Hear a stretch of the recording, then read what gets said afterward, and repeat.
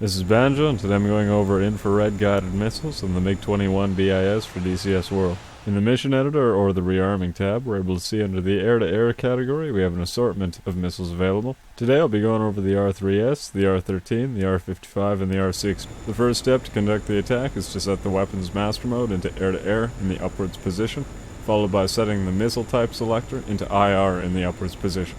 Next, set the desired weapon on the weapon selector. We could set individual pylons on the lower half, or we could set inboard and outboard pylons with the 1 and 2 and 3 and 4 positions on the right hand side. The ASP will be configured with the gun selector moved down into the lower launch position, the fire selector left up in the upper fire position.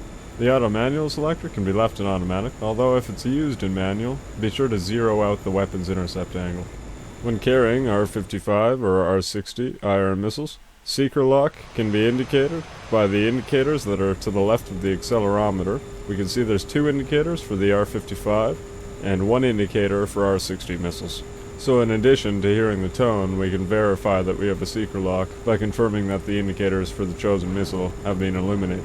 When R3S or R13 missiles are carried, the indicators do not function, leaving us to rely solely on the tone. Though again, in this example, we're able to see as both missiles do indeed seek towards their target.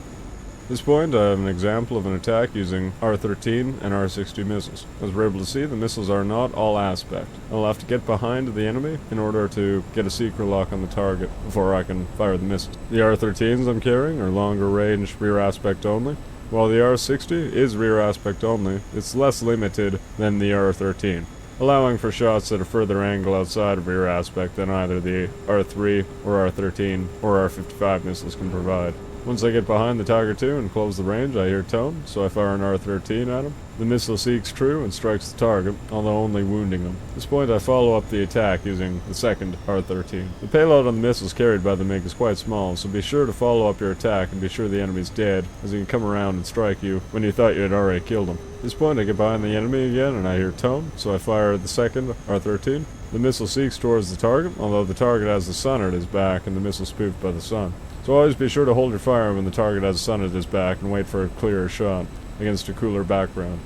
At this point I'm down to my R60s. I'm using the M variant with extended range, although compared to the R13 the range is quite limited. So I'll close the range, get behind the enemy, and I'll hear tone. And we're able to see that the indicator for the R60s comes on, indicating seeker lock, so I hold weapons release, firing off 2 missiles. The 1 and 2 and 3 and 4 positions on the weapon selector will fire both missiles in succession if the weapon's release is held.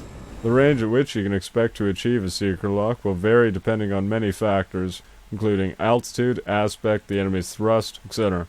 In general, though, you can expect most launches at a range between 1 and 3 kilometers, dependent on missile. The R13 may have the longer range of the IR missiles, but the R60 has the higher maneuverability, while the R3S has even less maneuverability. At this point, we're able to see as both R60s strike down the target from rear aspect. Having a look through the DCS encyclopedia, we're able to see that the max ranges on paper will always be greater than the max ranges you'll expect to see in combat. Although under ideal circumstances, these weapons can be pushed out to further ranges.